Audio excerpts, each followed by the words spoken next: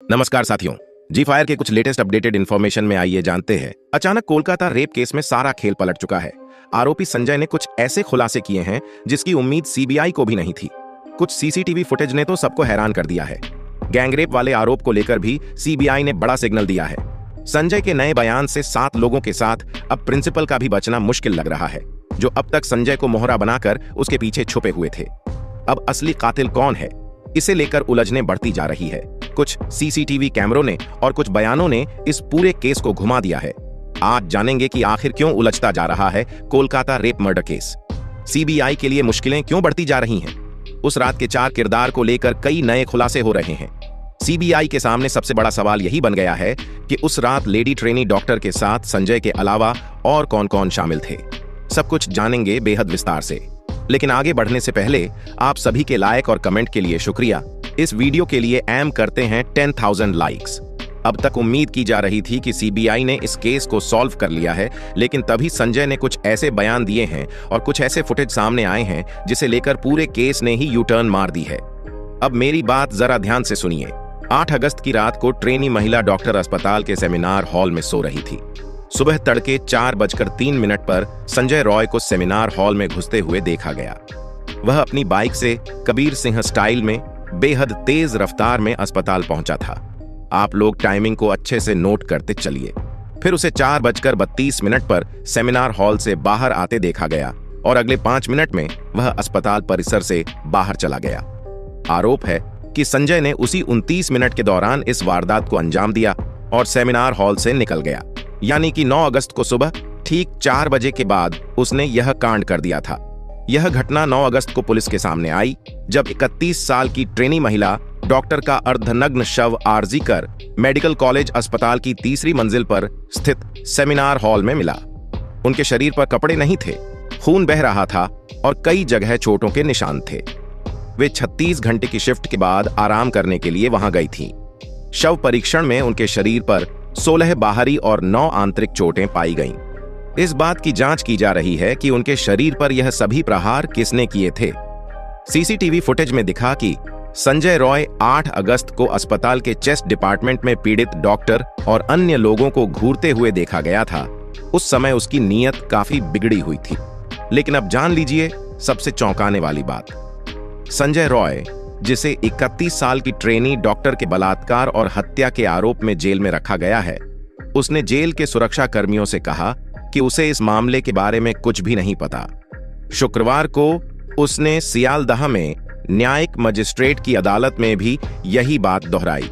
उसने जज से कहा कि उसने अपनी बेगुनाही साबित करने के लिए पॉलीग्राफ टेस्ट की सहमति दी थी और उसे इस मामले के बारे में कोई जानकारी नहीं है। लेकिन हैरान करने वाली बात यह है कि कोलकाता पुलिस के अनुसार संजय रॉय ने पहले कबूल किया था कि उसने आरजी कर मेडिकल कॉलेज और अस्पताल के सेमिनार हॉल में उस ट्रेनी डॉक्टर के साथ बलात्कार और हत्या की थी। माना जा रहा है कि ममता दीदी के कोलकाता पुलिस ने संजय से सच उगलवाने के लिए प्रेशर अप्लाई किए थे, जिसके बाद उसने अपना जुर्म कबूल कर लिया था। लेकिन अब पॉलीग्राफ टेस्ट से पहले संजय ने अपने इस कबूलनामे से पलटते हुए दावा किया है कि उसे फंसाया जा रहा है और वह निर्दोष है। यानी असली कातिल कोई और है, जिसमें कॉलेज के प्रिंसिपल का नाम बार बार सामने आ रहा है। और इसी कारण बताया जा रहा है कि इस पूरे कांड में 7 लोग शामिल हैं। वहीं मामले की जांच कर रही सीबीआई और पुलिस ने संजय के बयानों में कई विसंगतियां पाई हैं। एक अधिकारी ने बताया कि संजय जांचकर्ताओं को गुमराह करने की कोशिश कर रहा है। वह अपने चेहरे, पीठ और जांघ पर लगी चोटों और अपराध के समय इमारत में अपनी सीसीटीवी मौजूदगी के बारे में कोई स्पष्ट जवाब नहीं दे सका है। इस वक्त संजय जेल में मौजूद है और उसकी निगरानी के लिए सेल के बाहर सीसीटीवी कैमरे लगाए गए हैं। अभी उस पर किसी भी प्रकार के हमले न हो सके और ना ही वह आत्महत्या करने में सफल हो सके।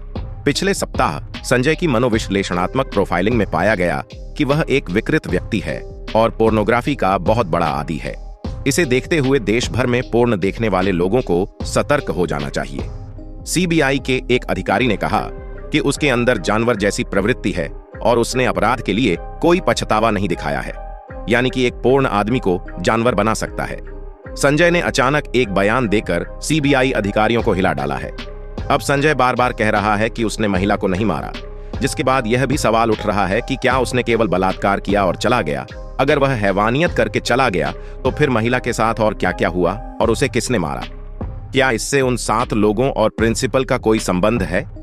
संजय रॉय की वकील कविता सरकार ने कहा कि संजय अब पूरी तरह से जांच में सहयोग करना चाहता है और सच को सामने लाने के लिए पॉलीग्राफ टेस्ट के लिए तैयार है। यानी कि इस केस में अब बाकी आरोपी भी बच नहीं पाएंगे। वकील कविता ने आगे बताया कि जब संजय से पॉलीग्राफ टेस्ट के लिए सहमति ली गई थी तब वह खुद वहां मौजूद थीं और उन्होंने संजय को समझाया कि यह टेस्ट क्या होता है। संजय ने तब सहमति दी और कहा कि वह मानसिक रूप से बहुत दबाव में है क्योंकि उस पर झूठे आरोप लगाए गए हैं। वह चाहता है कि सच्चाई सामने आए। संजय के इस बयान ने पूरे कोलकाता कैसे को पलट कर रख दिया है, क्योंकि अब तक जिस संजय को मोहरा बनाया जा रहा था अब वह मुंह खोलने को धीरे धीरे तैयार हो रहा है। जल्द ही रिनोवेशन साइट से जुड़े कई खुलासे होने वाले हैं।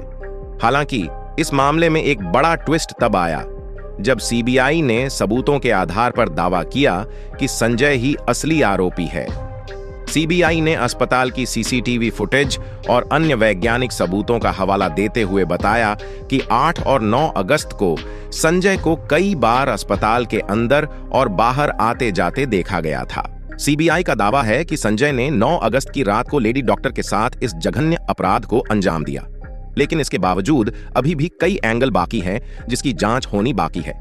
माना जा रहा है कि शुरुआत में कोलकाता पुलिस ने जिस प्रकार केस को हैंडल किया था उससे साफ हो जाता है कि संजय ही आरोपी था, लेकिन जानकारों का मानना है कि बहुत कुछ छुपाया जा रहा है। इसके अलावा तफ्तीश में पता चला कि वारदात वाली रात संजय रॉय एक रेड लाइट एरिया में भी गया था, लेकिन वहां अपनी हवस मिटा न सका और वहां से लौटते वक्त उसने एक लड़की से छेड़छाड़ भी की थी, जो यह दर्शाता है कि रेड लाइट एरिया से वापस लौटते समय वह बेहद खूंखार हो गया था और कुछ भी कर गुजरने को तैयार था। इस केस में सीबीआई लगातार आरजी कर मेडिकल कॉलेज के पूर्व प्रिंसिपल संदीप घोष से पूछताछ कर रही है, क्योंकि उन पर शक है कि वह संजय रॉय को बचाने की कोशिश कर रहे थे।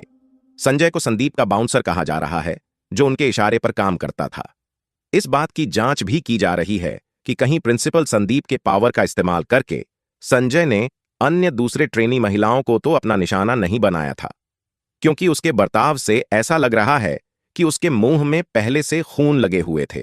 हो सकता है कि उसने पहले भी कुछ अन्य महिलाओं को टॉर्चर किया हो, लेकिन प्रिंसिपल संदीप के साथ उसके कनेक्शन के कारण किसी ने संजय के खिलाफ आवाज उठाने की हिम्मत ना की हो। इसी कारण इस बात की जांच की जा रही है कि कहीं प्रिंसिपल संदीप के इशारे पर तो संजय ने इस घटना को अंजाम तो नहीं दिया था। इसके अलावा संदीप पर और भी कई गंभीर इल्जाम लगाए गए हैं, जिसकी जांच जारी है। सीबीआई के सूत्रों ने बताया है कि जूनियर डॉक्टर के 4 सहकर्मियों की लाई डिटेक्टर टेस्ट की गई, क्योंकि उनके बयान एक दूसरे से मेल नहीं खा रहे थे। और अब संजय का पॉलीग्राफ टेस्ट भी हो रहा है, जिसके सभी सवाल जल्द ही हम लेकर आपके साथ हाजिर होंगे। पीड़ित महिला डॉक्टर के साथ रहने वाले अन्य 4 डॉक्टरों को लेकर भी सीबीआई ने खुलासे किए हैं।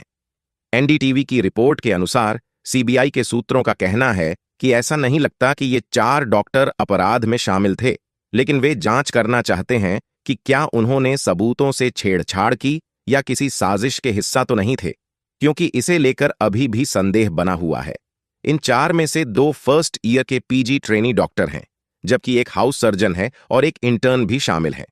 कोलकाता पुलिस के अनुसार इन 4 में से एक डॉक्टर ने अगले दिन यानी 9 अगस्त को सुबह 9:30 बजे सेमिनार हॉल में पीड़िता का शव देखा और फिर अधिकारियों को सूचना दी। सीबीआई की जांच से पता चला है कि इन 4 डॉक्टरों में से 2 के फिंगरप्रिंट तीसरी मंजिल के सेमिनार रूम में मिले हैं, जहां शव मिला था। इसके अलावा सीसीटीवी फुटेज में हाउस सर्जन को पहली मंजिल से तीसरी मंजिल पर जाते हुए भी देखा गया है। उसने बताया कि वह रात 2:45 पर तीसरी मंजिल पर गया था। इधर इंटर्न ने भी कहा कि वह तीसरी मंजिल पर था और उसने उस रात पीड़िता से बात भी की थी। सीबीआई के अनुसार महिला ट्रेनी डॉक्टर और उसके 2 साथियों ने आधी रात के आसपास खाना खाया और फिर सेमिनार रूम में ओलंपिक में नीरज चोपड़ा का भाला फेंक प्रतियोगिता देखा।